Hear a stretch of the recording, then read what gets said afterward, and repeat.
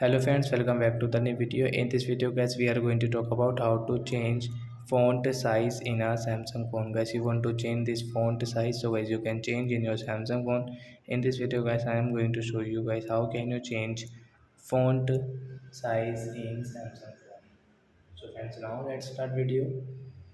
So first of all guys, open your phone setting to change font size. Then guys scroll and guys you can see your display setting. So guys tap here and guys font size and style tab here. So as you can see your font size, so as you can change from here.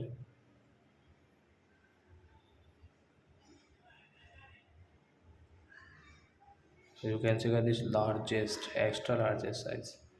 So as you can see your font size has changed in your Samsung phone. So friends, you can see your font size.